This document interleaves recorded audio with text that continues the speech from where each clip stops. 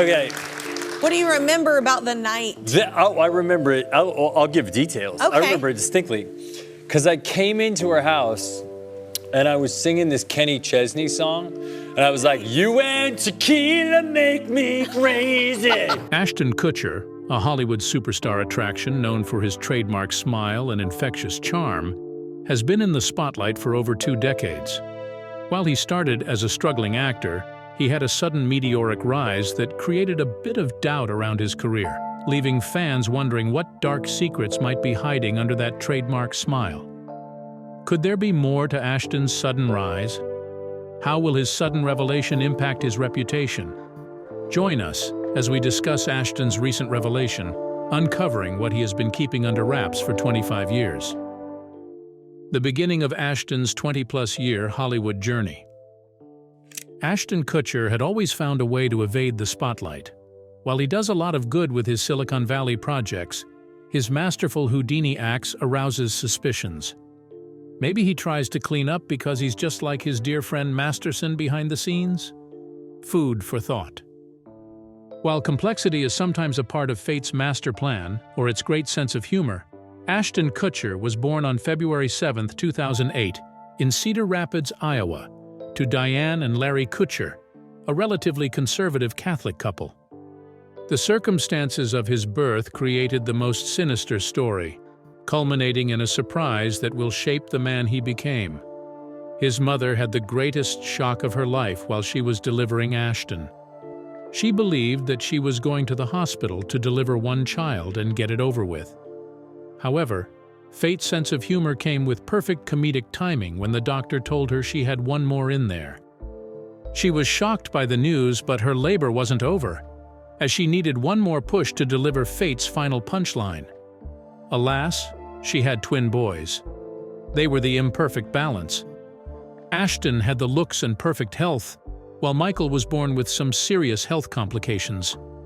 He weighed only 4 pounds upon coming out of his mother. 4 pounds. Can you imagine that?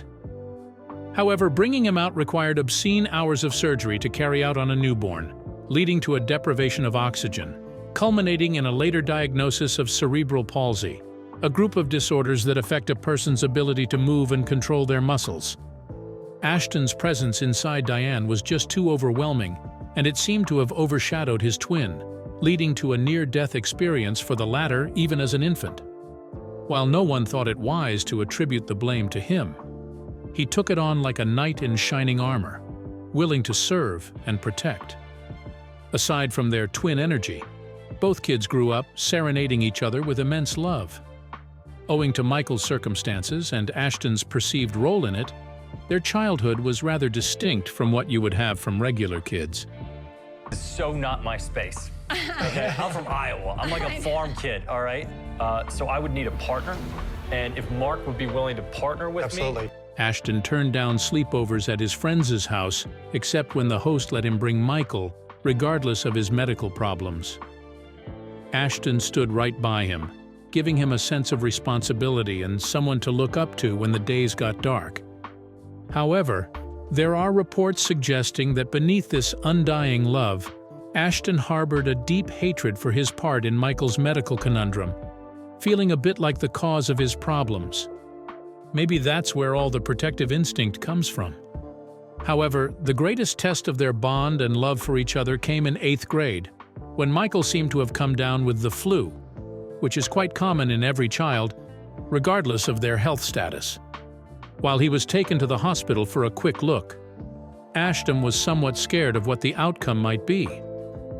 But was he right to be scared? Ashton and Michael. A grim tale of a demise and a half. While Michael was in the hospital, held hostage by his poor health, Ashton was there to keep his company, holding onto his hand, not letting go, praying and hoping for some sign that his brother stayed alive. However, that just wasn't enough. Ashton finally keeps his calm, watching his brother lay helplessly on the hospital bed and hooked up to some machines as the Hail Mary needed to save his life. As you can imagine, it wasn't the best of sights for an 8th grader, not exactly the stuff of dreams. Ashton claimed that he fought back tears watching his brother nearly crack under the unforgiving pressure of a medical deficiency that he so carelessly played a part in. Ashton had been visiting the hospital as regularly as possible to occasionally check on Michael. Hence, he understood that the machines spoke no words, but communicated his brother's health to him effectively. I noticed it was starting to go, and so I went and met the doctor, hair guy doctor, and he was like, he put me on this medication called Avodart. Have you ever heard of this stuff? No. So anyway, it's like a finasteride, and He had been there a couple of times, of course, and he could tell the EKG machine reading a normal heartbeat than when there was a flatline. And this time, guess who flatlined Michael? His heart simply stopped, and he was clinically dead. The news broke his heart to smithereens. His worst reality had just played out in front of him, with no time to prepare. He broke down in tears and hoped for some miracle that he had misinterpreted what a flatline meant on an EKG machine. But the one time he could have been wrong and would enjoy the consequences, fate's twisted humor had delivered a fatal punchline, and he was proven right. This boyish love had him in shambles, and he just couldn't imagine life without Michael in it. That right there was his hell. Hence, in a bid to take the fight back to fate, he was willing to give up his heart for his brother. A quite selfless nature, but at a great cost.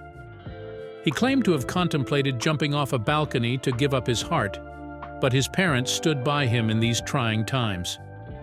However, in the most extreme case of fatal luck, the hospital found a new heart for Michael from an accident that happened in another state. Voila! Luck has shined on the Kuthers, if and only if they got the organ within 24 hours, which they did. While his life hung in the balance, the Kutcher family's resolve and a bit of luck helped him pull through.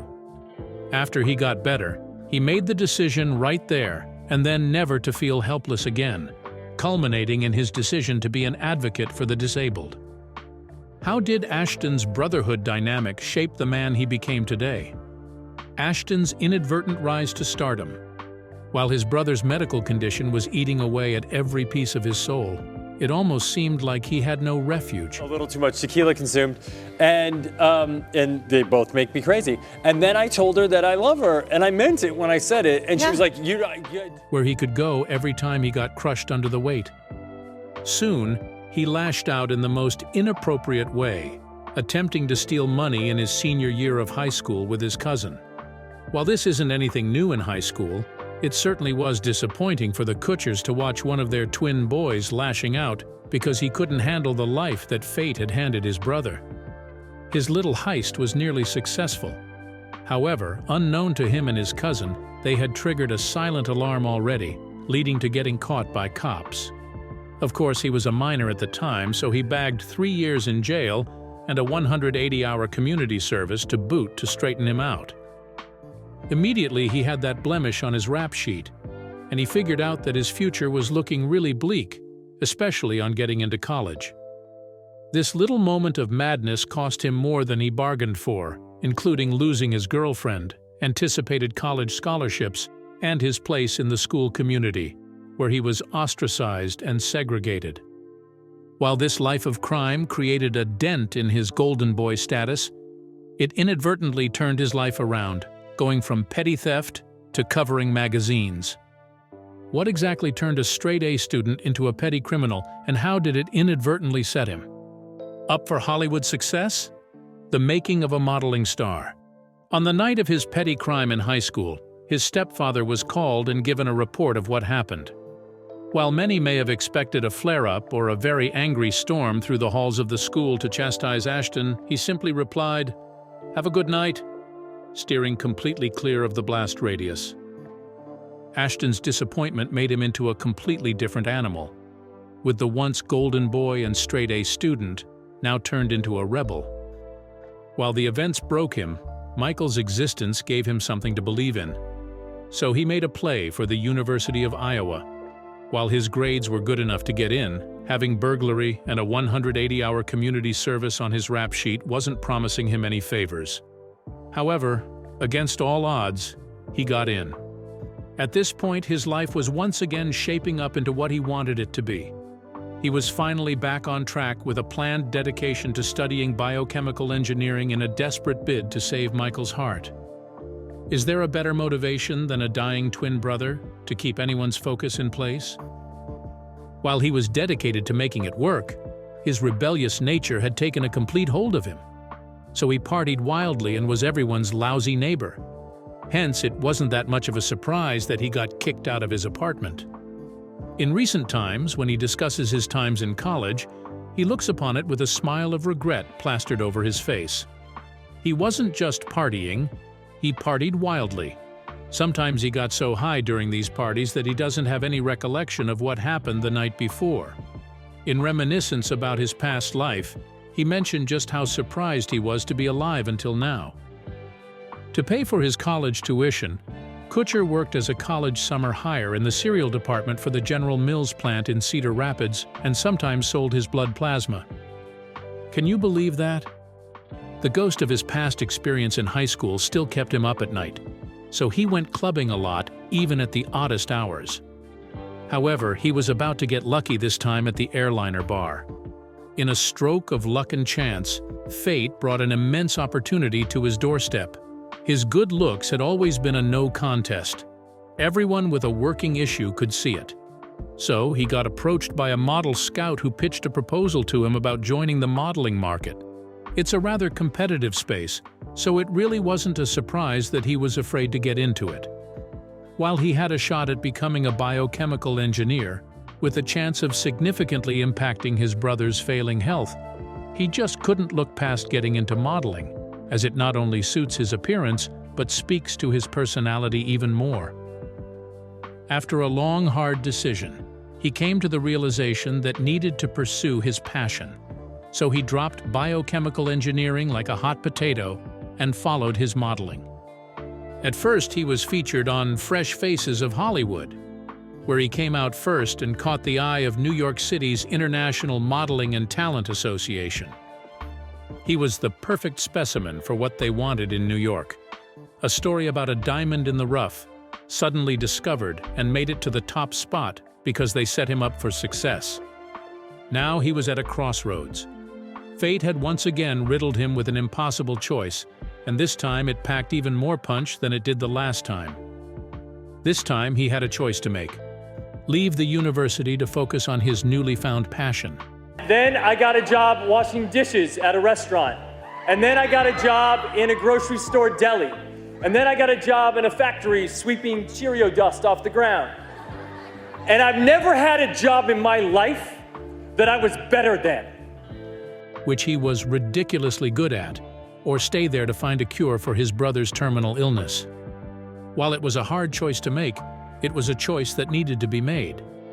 Hence, he opted to leave Iowa, shelving his chance at becoming a biochemical engineer, and simply made his way to New York City, the famous Big Apple, where some of the greatest Hollywood and music stars made their names. Although the guilt of leaving his studies ate at his heart, he still had enough left to love his brother regardless. He understood how important it was, a make or break. While giving up a chance at being a biochemical engineer, he had a chance to become a world star. How did that work out for him? The modeling sensation. On getting to New York, he was overwhelmed by the opportunities staring him right in the face, and he gave it his best shot.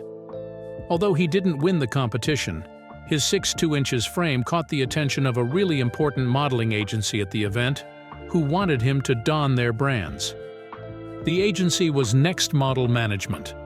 Both brands saw serious potential, and they were not willing to let him go. He was the next big thing, and they got him a deal with a super fashion brand like Calvin Klein. And right there, Ashton became the talk of the media. This bit of a new modeling prospect is turning heads and donning each brand like he was born for them. While his career on the runway took flight, Ashton already had his eyes set on the next phase of his life. He was already in the spotlight now, but that's the thing with models. They come and go in a short period of time too. He had already given up on schooling anyway, so it was time for a new course of action. However, he recognized that whatever it was, he needed to remain in the spotlight. Hence, what choice did he make? From the runway to the silver screen. Although his ability on the runway cannot be undermined, he understood that he needed way more than that if he really wanted to be at the top of the entertainment world. So he transitioned seamlessly from the runway to Hollywood. But how did it all start? If there is anything true about Ashton Kutcher, it is his penchant for gambling. At first, he tossed up the possibility of being a supermodel against studying at the university to become a biochemical engineer. Fast forward a couple of years and he is on the runway modeling for the biggest brands. Now it was time for a change and he was juggling ideas again. Runway or Hollywood? He took a chance on himself and decided to jump on the first audition that arrived in Los Angeles. He went ahead confidently to take on an audition for a role in a new comedy sitcom coming on live television. While he put in the work, he still got extremely lucky, landing 2 roles in a day. As you can imagine, he was ecstatic. It was a shot at television coverage, which could really put his name on the map. His first job was a 1-hour cowboy-themed movie called Wind on Water, while the second was That 70s Show. While landing a role at an audition might have seemed like beginner's luck, 2 in 1 day was a way to announce yourself, and he did just that. His role on Wind on Water, the sofa drama, was quite enticing, but it didn't really bring the best out of him, so he opted out of that and chose to focus on playing Michael Celso on That 70s Show. His natural flair for comedic timing was the first thing that caught everyone's eye. His poised gait and schoolboy hairstyle embodied a comic character like no one had ever seen before. And just like that, everyone knew his name. Ashton Kutcher had become a star. It didn't take long before he was invited on other Hollywood projects, including the cultural classic Dude, Where Is My Car? And Just Married, a romantic comedy with Brittany Murphy. His consistency helped build his career brick by brick. However, by mid-2000, when everyone already knew his name, he was invited to an avant-garde type comic project, coming onto Hollywood scenes for the first time, Punk'd. While he was excited at the prospect of creating something relatively new, he soon figured that a career he built brick by brick was starting to fall out at the bottom with the emergence of his new show. What was the real history behind Punk'd, and how did it threaten his career? Punk'd. Let's dial back a little and peep into the personality that Ashton has always had before coming to the runway in Hollywood. He was the wild type, who loved his straight A's but also longed to catch the sun in flight, in a bizarre attempt to seize the day. Punk'd was an American hidden camera practical joke reality television series that first aired on MTV in 2003. After his famed appearance as Michael Celso, he attempted to revolutionize comedy television by creating an experimental show, testing the human resolve and seeing just how far they will go when their reality is warped beyond their expectations.